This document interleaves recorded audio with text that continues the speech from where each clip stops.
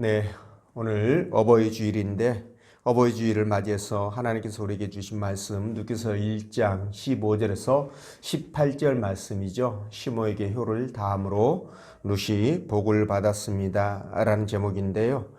이 말씀 증거될 때 하나님의 은혜와 도우심이 함께하길 원합니다.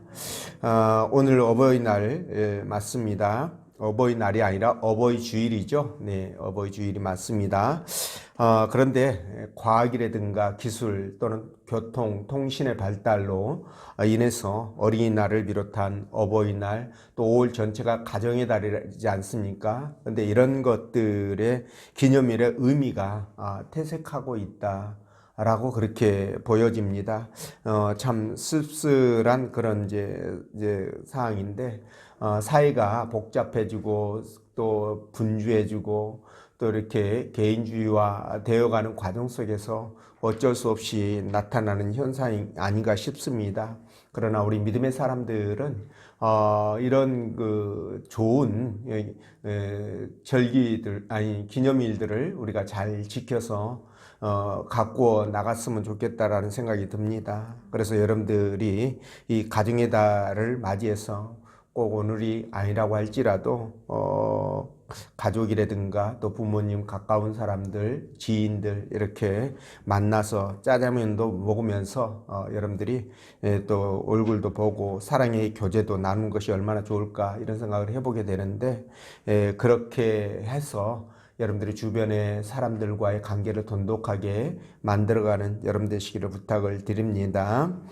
자, 오늘 이 룻기가 기록된 룻의 이야기가 기록된 이 룻기서는요, 불신앙과 태폐가 만연했던 사사시대를 배경으로 해서 기록된 말씀이죠. 마치 한 편의 소설처럼 그렇게 여겨집니다. 특히 본문 말씀은요, 이 나오미가 가족과 함께 모압 땅으로 이주를 했다가 남편과 두 아들을 잃고 이제 그 며느리였던 룻만 데리고 베들레헴으로 다시 돌아오게 되는데 그 과정에서 이 며느리 룻이 시어머니가 되는 나오미를 얼마나 정성을 다해서 섬겼는지 그 부분에 관한 내용이 성령의 감동으로 기록되어 있죠. 그래서 하나님께서 오늘 본 말씀을 통해서 다음과 같은 세 가지로 은혜를 주시는데요. 첫 번째가 시모에 대한 섬김과 사랑이 신앙까지 바꿨다라는 것을 말씀드리고, 두 번째 시모에 대한 가족이라는 연대의식을 가졌다는 것, 그리고 세 번째는 남편에 대한 사랑이 시모에 대한 사랑으로 나타났다, 이렇게 말씀드릴 수 있을 것 같습니다. 자, 여러분, 오늘이 어버이 주일인데요. 부모님의 은혜를 생각하면 어느 한순간도 그 은혜를 잊을 수가 없습니다. 그런데 정부도 이런 그 정서를 받아들여서 어버이날을 정해가지고 부모님을 생각하고 그리고 그 은혜를 기억하며 감사하는 마음을 표현하라고, 또 자녀들에게도 부모를 공경하고 효를 다해야 된다는 것을 가르치라고 어머니날을 정했습니다. 자, 그런데 이 어머니날이 원래 1956년도에 이게 제정이 되었죠. 정부가 이걸 기념을 하게 되는데, 그러다가 이제 아버지는 부모가 아니냐 아버지는 별것도 아니냐 아마 이런 분위기 때문에 1976년도 73년도에 어머니날을 어버이날로 이렇게 바꿔서 기념을 하고 있어요. 근데 이 어버이날도 어린이날처럼 미국에서 시작이 되었습니다. 그래서 지금까지 이렇게 선교사들에 의하여 들어와서 1930년대 후반경부터 교회들이 이 어머니날을 이제 지키게 됐는데, 그것이 지금까지 이어진 겁니다. 그리고 이제 저와 여러분들 가슴에 어버이날이라고 이렇게 카네이션을 달았는데, 원래 어버이날이 아니고 어머니날이면 아버지는 달면 안 되죠. 근데 어버이날로 바뀌어서 다행히 아버지도 달게 되었습니다만은, 근데 이 카네이션이요, 꽃말이 여러분 뭔 줄 아십니까? 제가 찾아봤더니 이 꽃말이 사랑, 그리고 존경, 존중, 똑같은 말이죠. 그리고 행복, 이런 꽃말을 갖고 있더라고요. 아주 좋은 겁니다. 근데 이게 왜 어버이날 카네이션을 달게 됐느냐? 이것도 미국에서 유래가 됐는데요. 미국의 그 버지니아주에서 한 아가씨가 돌아가신 어머니가 너무 사무치게 그립고 보고 싶고 또 그분의 은혜를 잊지 못해서 이런 꽃말을 갖고 있는 카네이션을 사랑, 존경, 행복, 이런 꽃말을 갖고 있는 카네이션을 가슴에 달고 나와서 예배를 드렸는데, 그곳에서부터 사람들이 본받아서 카네이션을 달게 되었다, 이렇게 되어 있더라고요. 제가 찾아보니까 그렇게 되어 있었습니다. 어쨌든 여러분, 부모님을 사랑하고 감사하는 마음은 하나님이 기뻐하고 또 우리가 복을 받을 수 있는 그런 길이죠. 그렇기 때문에 저와 여러분들이 부모님을 존경하고 사랑하고 섬기는 이 일들을 통해서 하나님 앞에 복을 받는 여러분 되시기 바랍니다.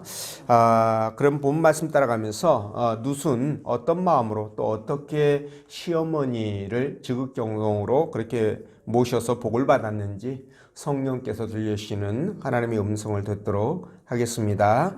자, 첫째로 시모에 대한 섬김과 사랑이 신앙까지 바꾸었다. 이런 말씀을 드리겠는데 16절 말씀 읽어봅니다. 시작.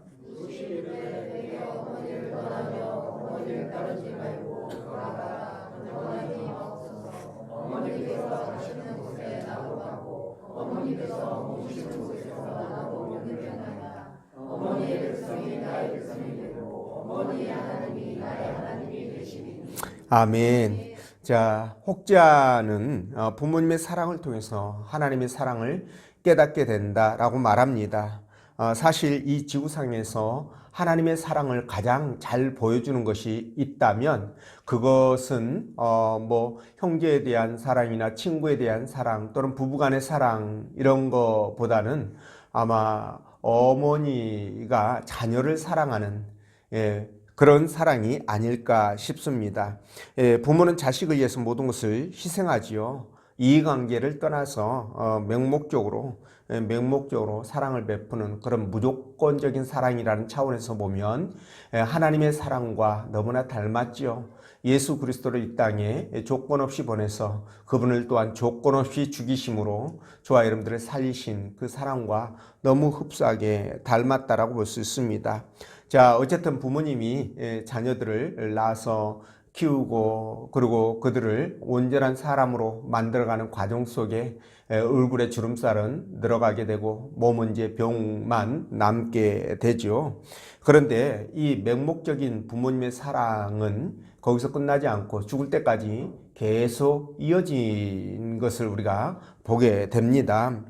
그래서 우리는 이런 부모님의 마음을 이해하고 돌아가실 때까지 최선을 다해서 섬기고 공경하는 것이 마땅히 자식으로서 그리고 신앙인으로서 본분이다, 이런 말씀을 드릴 수 있는데, 오늘 본문에는 친어머니도 아닌 남편의 어머니죠. 시어머니입니다.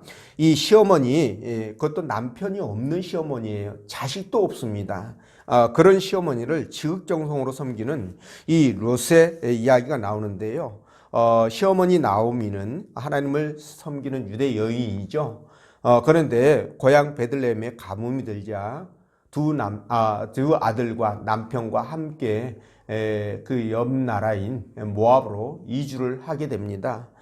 근데 거기에서 이제 남편도 죽고 두 아들도 죽었는데, 다행인 것은 두 아들이 결혼을 하고 죽었다는 거죠. 또 어떻게 생각하면 결혼해가지고 가부 만들기 전에 죽는 게 낫지 않느냐, 이렇게 얘기할 수도 있겠지만, 어쨌든 나옴 입장에서 보면 그래도 결혼이라도 하고 죽었으니까 좀 나아지지 않겠느냐, 이런 생각을 해볼 것 같아요. 그렇게 아들이 죽다 보니 젊은 며느리를 데리고 평생 살 수는 없지 않습니까? 당시는 계대 결혼법이라고 있어가지고요. 이렇게 남편이 죽게 되면 이를테면 시어머니가 자녀를 낳잖아요. 그러면 그 자녀가 커서 그 형수들에게 또 장가를 들어가야 됩니다. 이런 부분이 있었는데, 남편도 시어머니 되는, 그러니까 시아버지가 돌아가셨으니까 그럴 가능성도 제로입니다. 그러니 이 두 가부를 데리고 산다는 건 말이 안 되는 거죠. 그래서 설득해서 오르반은 고향으로 돌려보냈는데 이 룻이 죽었다 깨나도 가려고 하지를 않습니다. 그래서 악착같이 나는 시어머니 나오미와 함께 살겠다라고 그렇게 말하니 뭐 방법이 없는 거죠. 심지어 시어머니를 모시겠다고 국적까지 바꾸고 신앙까지 개종을 하겠다라고 그렇게 이야기를 하는 이 룻을 만류할 수가 없는 겁니다. 어머니의 백성이 나의 백성이 되고 이거는 국적을 바꾼다는 얘기 아닙니까? 그리고 어머니의 하나님이 나의 하나님이 되시리라. 이건 개종을 얘기한 겁니다. 정말 대단하다 못해 입이 벌어지는 그런 현상인데요. 여러분 지금은 뭐 이런 의식이 너무나 희박해졌지만 당신은 이 신이 인생에 있어서 삶에 있어서 절대적인 영향을 미쳤습니다. 그러니까 삶의 전부다 이렇게 해도 과언이 아니죠. 그래서 신을 바꾼다는 것은 자신의 근본을 바꾸는 거예요. 이거 있을 수 없는 일입니다. 근데 거기다가 국적까지 바꾸겠다라고 하니 룻이 나오미를 어떻게 생각했는지, 나오미를 진짜 이렇게 섬기고 모시는데 어떤 마음이었는지를 알 수 있게 해주는 그런 대목입니다. 자, 분명 시어머니가 되는 나오미는요, 룻에게 이런 말을 들을 정도라고 한다면 아마 인격적으로 큰 영향을 미쳤을 것으로 그렇게 여겨집니다. 자, 그렇다고 해도 젊은 여성이 인생 전체를 건다라는 것은 이건 말이 안 되죠. 그렇다면 무슨 이유로 이렇게 그러니까 남편도 없는 시어머니를 이렇게 섬길 수 있었을까? 무엇이 그녀로 하여금 이런 결단을 내리게끔 했을까? 신앙도 바꾸고 국적도 바꾸는 결단을 내리게 했을까라는 것을 생각해 볼 때 제가 보는 관점에서는 하나님이 아니면 불가능하다라는 결론을 내리게 됩니다. 왜냐하면 여러분 이 룻이 이 시댁에 와가지고요 같이 신앙생활을 했을 거 아니겠습니까? 그렇죠? 하나님을 섬기는 과정이니까 그 과정 속에서 아마도 이 룻은 하나님을 만나지 않았을까 이런 생각이 듭니다. 그렇기 때문에 이 자기 인생 전체를 희생하는 것은 물론이거니와 이 목숨까지도 버릴 수 있는 그런 것이 바로 신앙 아니겠습니까? 그래서 룻이 그런 신앙의 영향으로 아마도 이런 희생을 결단할 수 있었을 것이라는 합리적인 추론을 해보게 됩니다. 그러니까 여호와 신앙이 이렇게 룻의 효심을 이끌어냈다라고 그렇게 생각할 수 있는 거죠. 자, 그래서 여호와 신앙이 이런 대단한 힘을 갖고 있구나, 놀라운 능력을 갖고 있구나 라는 것을 알 수가 있는 거예요. 알 수 있게 해줍니다. 자, 그래서 가족들이 서로 사랑하고 그 과정에서 부모를 존경하고 자녀들을 정말 정성으로 신앙으로 양육할 수 있는 그 방법은 여러분 여호와 신앙밖에 없다 그 생각을 해봅니다. 왜냐하면 신앙은 불가능을 가능케 해주는 능력이 있잖아요. 여러분 순교까지 가능하게 해주는 것이 바로 신앙입니다. 그래서 오늘 이 룻이 남편도 없는 홀 시어머니를 위해서 내 나라와 내 종교까지 바꾸게 하는 그런 결단도 가능하게 해준 것이 바로 여호와 신앙이라는 것을 알 수 있는 거죠. 그래서 이런 여호와 신앙이 나오미로 하여금 홀로 된 며느리 룻을 위해서 어떤 희생도 어떤 헌신을 해서라도 그녀에게 새 길을 찾아주겠다라는 결단을 하게도 해 주었다라고 그렇게 생각을 해 봅니다. 자, 이 과정에서 그들은 하나님만 보았다라고 볼 수 있어요. 그러니까 세상을 본 것이 아니라 이치적이고 경험적이고 논리적이고 어떤 합리적인 그런 부분들을 봤다고 한다면 절대 이런 결단 못 내리죠. 그들은 오직 하나님만을 바라봤기 때문에 그래서 이런 결단이 가능했다 이 말씀을 드립니다. 그래서 말이죠, 저와 여러분들이 신앙생활하면서 우리 눈에 보이는 것들 있잖아요. 우리 눈에 보이는 것들에 대하여 진심이지 않으면 하나님에게도 진심일 수가 없다, 이 말씀을 드려요.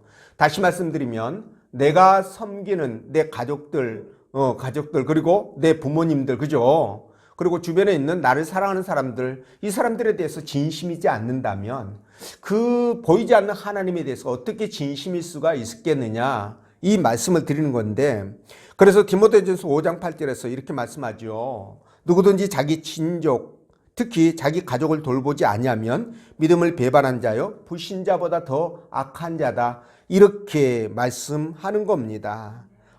그래서 부모에게 불효하고요, 친족에게 덕을 세우지 못하면 건강한 신앙이라고 말할 수가 없습니다.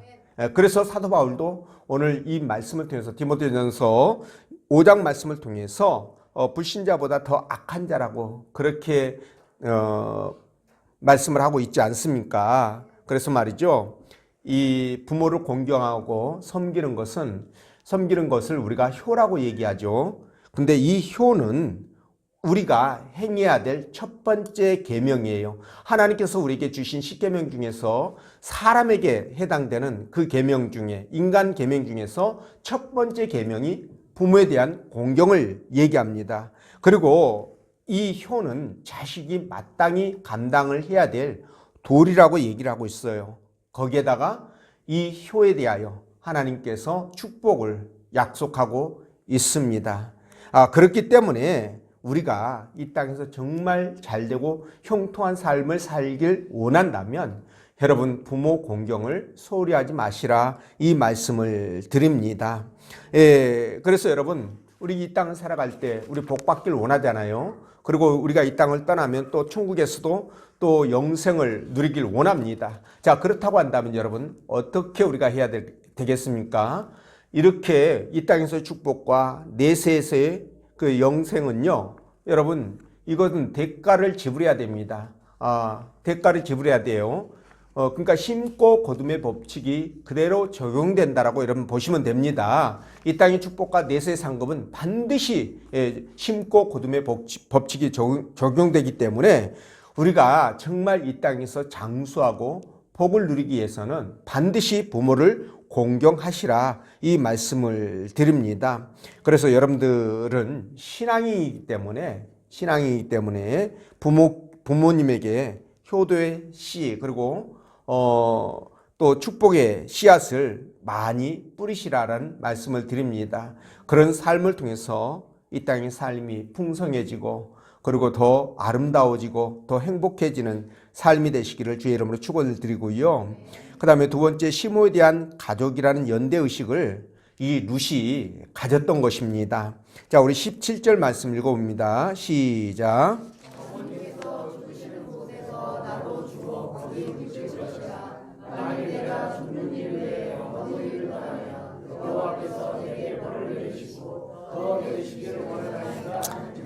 아멘. 자, 16절에 이어 17절은 나를 떠나라는 시어머니의 이 강권에 대해서 룻이 대답한 말이지 않습니까? 그렇죠? 자, 어머니가 죽는 곳에서 나도 죽어 함께 묻힐 것이라고 말하면서, 만약 내가 어머니를 떠난다면 하나님이 나에게 벌을 내리시고 또 내리시기를 내가 맹세한다, 이런 얘기입니다. 벌을 줘도 괜찮다, 이 말이에요. 그러니까 나오미도요, 이런 며느리의 결단을 보면서 더 이상 강권하지 않습니다. 가라고 말하지 않습니다. 그래서 함께 베들레헴으로 돌아오게 되는데요. 여러분, 이 말씀을 볼 때 이 룻은요, 시어머니 되는 나오미와 공동체 의식, 아주 깊고 끈끈한 공동체 의식을 갖고 있었다는 것을 알 수가 있습니다. 자, 그러니까 나오미는요, 요즘 말로 룻이, 자기 며느리 되는 룻이 시월드라고 얘기하죠. 시월드 들어보셨죠? 이 시자 붙은 시모가 아니라 진짜 내 엄마처럼 이 룻이 그렇게 대하는 것을 보면서 아마 분명 감동했을 것으로 그렇게 여겨지는데, 그러니까 이런 말씀들을 통해서 우리가 이 룻이 얼마나 대단한 여인인지를 다시 한번 깨닫게 되죠. 자, 오늘날 많은 사람들이 개인주의적인 성향이 굉장히 강합니다. 그래서 자기 중심으로 살아가려고 하지요. 그래서 이런 것들이 가정에도 안 좋은 영향을 미치는 부분이 굉장히 많습니다. 서로 좋아서 결혼해가지고 아이를 낳지 않습니까? 근데 무슨 일이 있어도요, 이 아이를 책임지는 것이 맞습니다. 결혼을 한 번 하면 하나님께서 맺어준 가정이다라고 생각하면서 어떻게 하든지 내가 어떤 손해를 보거나 희생이 있어도 이 가정을 지키기 위해서 힘쓰고 애쓰는 것이 신앙인의 모습입니다. 그런데 조그만 문제가 있거나 좀 기분 나쁘고, 그죠? 마음에 안 든다고 그냥 이혼을 쉽게 해버리는 그런 세태들을 보면서 우리가 많은 것들을 생각하게 되는데, 요즘 이혼율이 너무 높다 보니까 그래서 그런지 모르겠지만 사람들이 말이죠. 이혼을 하면은요, 자녀를 서로 안 맡으려고 그렇게 한답니다. 서로 그렇게 하는데, 물론 이해가 됩니다. 뭐 이혼하고 나면 또 재혼해야 되는데, 재혼할 때 혹이 있으면 암만 해도 불이익을 받을 수 있을 확률이 높지 않겠습니까? 그리고 또 혼자 또 아이를, 물론 뭐 양육비는 뭐 받겠지만 얼마나 받을지 모르겠지만서도 키우는 데 있어서 굉장히 힘든 것도 사실이에요. 그러다 보니 아이를 그냥 안 맡으려고 그렇게 하는데, 아니 이거 보면서 정말 이해가 안 되는 게, 아니 지들 좋아가지고 아이를 낳을 때는 언제고 누가 낳아달라고 했습니까? 그러니까 자녀 입장에서 보면 내가 낳아달라고 했냐 이런 얘기 할 수 있는 거죠. 지들 좋아가지고 낳아가지고 그렇게 했으면 끝까지 책임을 져야지, 문제가 있다고 이렇게 남을 나라고 팽개쳐버리고 그렇게 해버리면 어떻게 하자는 거예요. 그런 생각들을 갖고 있다 보니까 부모에 대한 공경도 없어지는 겁니다. 내가 직접 난 자식도 챙기지를 않는데 나를 낳아준 부모 챙기느냐? 아니죠. 안 챙깁니다. 그러니까는 이런 문제들이 생기는 거예요. 그런데 말이죠, 이 룻을 보십시오. 그녀는 나오미가 시어머니잖아요. 친엄마도 아닙니다. 시어머니인데 자신과 가족으로서 하나가 되어 있다는 깊은 연대감이 없으면 이 일을 할 수가 없습니다. 자, 오늘 본문 말씀 보십시오. 16절, 17절 말씀을 보면 이 룻이 나오미와 함께 얼마나 깊은 연대감을 갖고 있는지를 알 수 있게 해주는 대목 아닙니까? 그 연대감 때문에, 가족이라는 하나라는 그 연대감 때문에 여러분 종교도 바꾸고요, 나라도 바꾸는 그런 결단을 하고 있고, 내가 만약 시어머니를 떠나면 하나님이 나에게 벌을 주셔도 내가 감당하겠다, 당연한 걸로 생각하겠다라고 그렇게 얘기를 하지 않습니까? 그러니까는 이런 룻이 정말 대단하다, 대단하다 이렇게 생각을 하는데, 사실 말이죠, 이 가족은 이런 깊은 연대감으로 묶여 있어야 됩니다.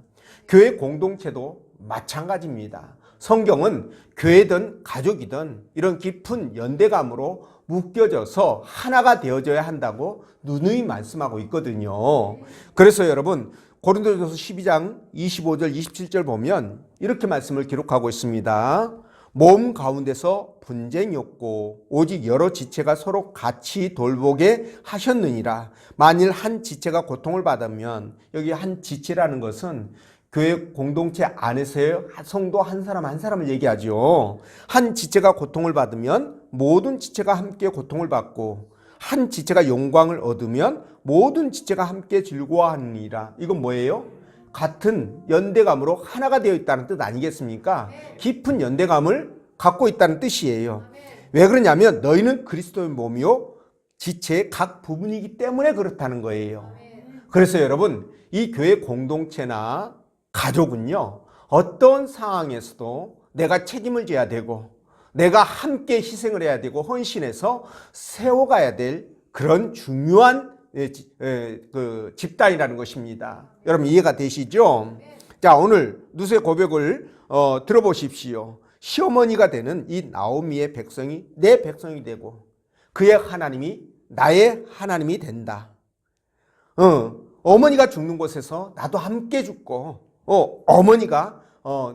어머니를 만약 떠나면 말씀드린 것처럼 하나님 내게 벌을 내리시길 원한다.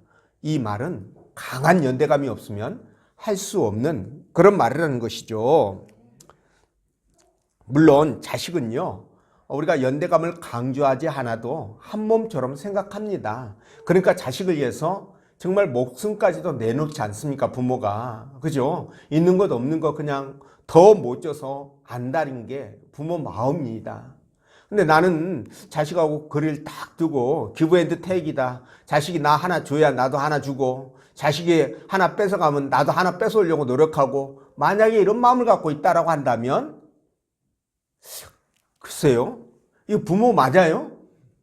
하나님이 주신 부모의 마음은 저는 아니라고 생각합니다. 그거는 악한 자들에게 물들어 있는 사단의 조종을 받고 있는 사람들의 마음일 것이라고 그렇게 생각을 해보는데, 물론 나름대로의 사정이 있겠죠. 그럴 만한 생각을 갖게 된 사정이 있을 것이고 형편이 있으니까 일률적으로 그것을 보편적으로 얘기하는 것은 문제가 있겠다 싶습니다. 그러나 제가 생각할 때 부모의 마음은, 하나님이 주신 그 부모의 마음은 하나님 마음과 똑같아서 그렇게 나타날 수밖에 없다는 것을 여러분들에게 말씀을 드리는 겁니다. 자, 그래서 말이죠. 이 부모는 자식에게 연대감을 갖고 있는데 자식은 부모에 대해서 깊은 연대감을 갖고 있지 않아요. 그러니까 부모를 홀리하고 섬기지 않고 무관심하고 심지어 애국에다가 나도 모르고 돌아오는, 저만 돌아오는 이런 흉측망측한 짓들을 서슴지 않고 하는 것입니다. 여러분 이해가 되시죠? 그러니까 이런 연대감이 정말 우리에게 중요하다. 근데 이 룻은요, 말씀드린 것처럼 시어머니잖아요, 그죠? 요즘 시어머니는 법률 관계가, 그러니까 법률 관계가 종료되면 다 끝나는 겁니다. 남이 됩니다, 여러분. 예, 그러니까 혼인 관계로 가족이 된 것은요, 혼인 관계가 종료되면 남이 돼 버리는 거예요. 그러니까 부양할 의무도 없어지는 겁니다. 근데 이 룻은요, 전혀 그렇지가 않다는 거예요. 그러니까 이렇게 않게 된 계기가 뭐냐? 그 첫 번째가 말씀드린 것처럼, 네, 여호와 신앙을 가졌기 때문이라는 것과, 두 번째는 이 시어머니라고 할지라도 가족이라는 강한 연대의식을 갖고 있었기 때문이라는 말씀을 드리는 겁니다. 그러니까 이런 것으로 인해서 그가 정말 한 몸이라고 생각했기 때문에 그런 마음을 갖게 되는데, 아울러 이 마음은 확장되어져서 교회까지 적용돼야 된다. 왜냐하면 말씀에 그렇게 주님께서 원하시기 때문에 말씀에서 적용돼야 된다는 말씀을 드려요. 그래서 여러분 교회 공동체 안에서 식구들을 대할 때 여러분 내 가족이라고, 내 한 몸이라고 생각하셔야 됩니다. 그래서 여러분들이 식구들이 뭐 잘못한 거나 허물이 있으면 감춰 주셔야 돼요. 그거 말로 떠벌려서 그렇게 안 좋은 분위기를 만들지 마시고, 누가 얘기하면 그냥 거기서 아유 그래 맞아 그 사람 뭐 이러면 절대 안 되죠. 그렇죠? 예, 그렇다고 해서 아이 그러면 안 돼. 예, 그러면 안 돼. 덮어줘야 돼. 막 그러면 또 그 앞에서는 이제 인정하는 척 하는데 뒤에 가서는 또 불쾌하게 생각하는 경우가 있어요. 그러니까는 적당히 한번 딱 그렇게 하시고 그다음부터는 말하지 말고 가만히 듣고만 있으세요. 그러면 상대방이 알고 아, 저 사람은 흉보는 걸 안 좋아하는구나 라고 알아서 입을 닫습니다. 예, 그렇게 하시면 돼요. 그러면 연대감이 무너지지 않고요. 이 교회에 대해서도 가족에 대해서도 정말 이 공동체 의식을 갖고 하나님이 기뻐하는 그런 모습으로 세워갈 수 있다는 것입니다. 그래서 여러분들이 그렇게 하십시오. 그렇게 했던 이 룻을 보십시오. 룻이 어떻게 됐습니까, 여러분? 정말 부모에게 이렇게 효를 다함으로 결국 그녀가 정말 최고의 여인이 되지 않습니까? 저는 이 성경 전체를 통해서 가장 아름답고 가장 최고의 여인을 꼽으라고 한다면 저는 룻을 꼽고 싶습니다. 저는 그렇게 꼽고 싶어요. 그래서 이 룻이 여러분 지금까지도 하나님도 얼마나 기뻐했겠습니까, 그녀를. 그래서 지금까지도 오고 오는 수많은 인류들에게, 인생들에게 그녀의 이름이 해자되도록 그렇게 축복을 하신 거 아니에요. 그러니까 여러분들도 이 룻과 같이 진짜 비록 시자가 붙었다 할지라도 연대의식을 갖고, 뭐 요즘 뭐 내 부모 얘기도 안 하는데 어떻게 시자에다 합니까? 뭐 어쩔 수 없죠, 뭐 그죠? 저는 여러분들에게 하나님의 뜻을 전하는 것이니까 여러분들이 선택하시면 됩니다. 그렇게 해서 진짜 하나님 앞에 복을 받기를 주의 이름으로 축원드리고요. 그 다음에 세 번째, 그렇게 룻이 시어머니 되는 나오미를 지극정성으로 섬길 수 있었던 그 이유가 뭐냐? 저는 그 세 번째 이유를 남편에 대한 사랑이 시모에 대한 사랑으로 나타났다라고 그렇게 생각을 합니다. 자, 우리 18절 말씀 읽어봅니다. 시작.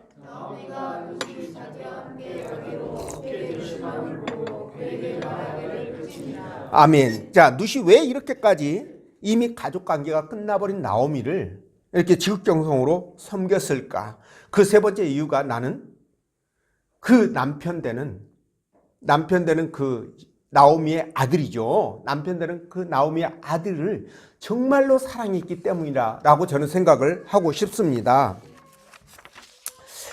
그러니까 남편에 대한 사랑이 시어머니에 대한 사랑으로 나타났다, 그렇게 말씀을 드릴 수 있는데, 아유 목사님, 요즘 세상에 아무리 남편이 좋고 사랑한다고 하지만 젊은 여자가 평생을 결혼도 안 하고 재혼도 안 하고 그렇게 시어머니와 함께 살아갈 수 있습니까? 택도 없는 소리 마십시오. 이렇게 얘기할 수 있을 것 같아요. 그렇죠? 그러나 여러분, 이때 당시는 지금과 이 시대가 말이죠, 3000년 이상이 떨어진 시대입니다. 예, 그 시대니까 충분히 그럴 수 있다라고 저는 그렇게 생각을 해요.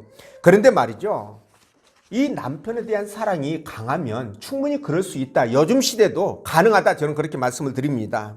자, 결혼해가지고 내 배우자가 좋잖아요. 그러면 배우자의 시댁이든 친정이든, 그죠? 아니, 친정이라고 하면 안 되겠구나. 시댁이면은 처갓집이 돼야 되겠네요. 그죠? 예, 친정이든, 아니, 시댁이든 처갓집이든. 헷갈려. 그것도 다 좋아야 되는 거 아니겠습니까? 아니, 내 배우자가 좋다면, 내 남편 좋으면 시댁도 좋아야 되고, 그리고 내 아내가 좋으면 처가도 좋아야 되는 거 아니에요? 대답이 없네. 이거 큰일 났네요. 만약에 그게 분리가 된다면 이건 이율배반입니다. 그렇지 않습니까?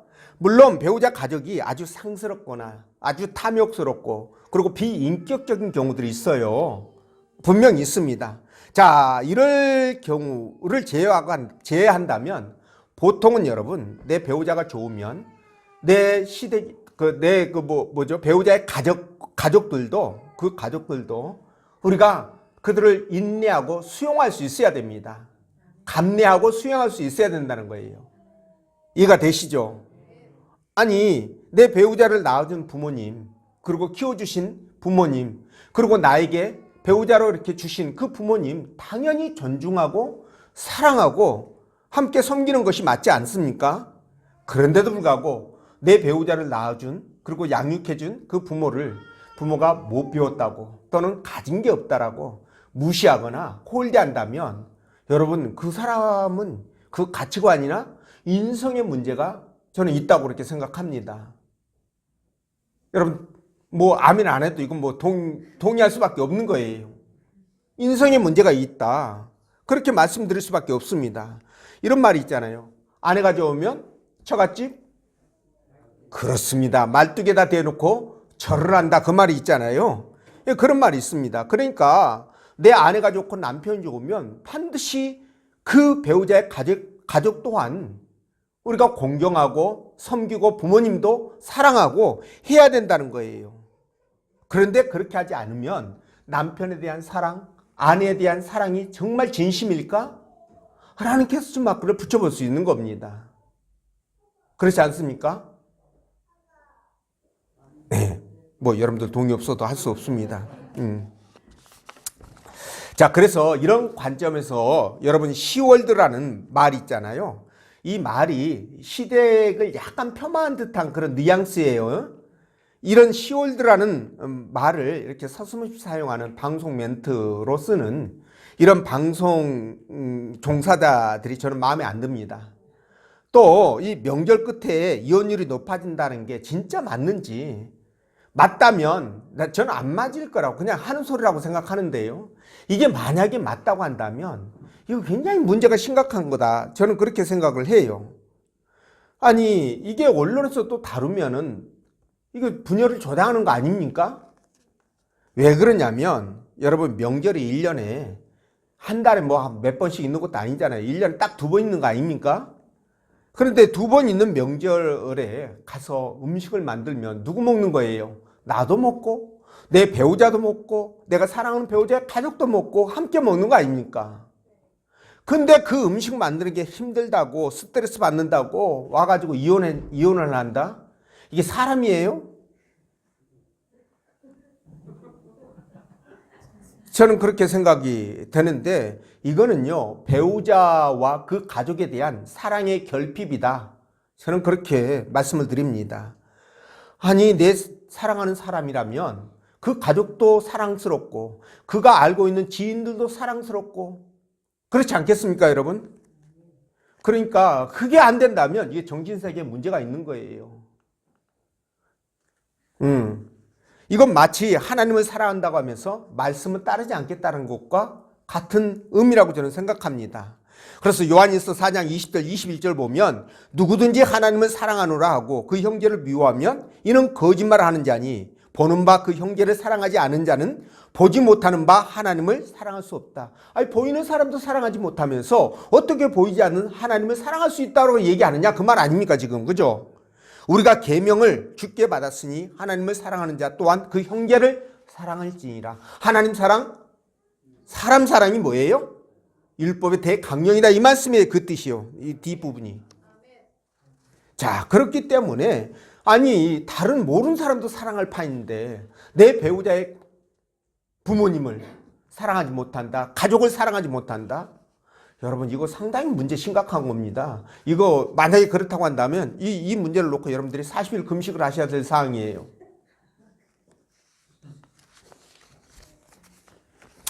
자 그래서 이런 논리로 봤을 때 노시 개종까지 해가며 국적까지 바꾸며 그렇게 시어머니를 섬겼다는 것은 그의 남편이 이 룻에게 너무나 감동적인 사랑을 안겨줬을 것이다 라는 생각을 해봅니다.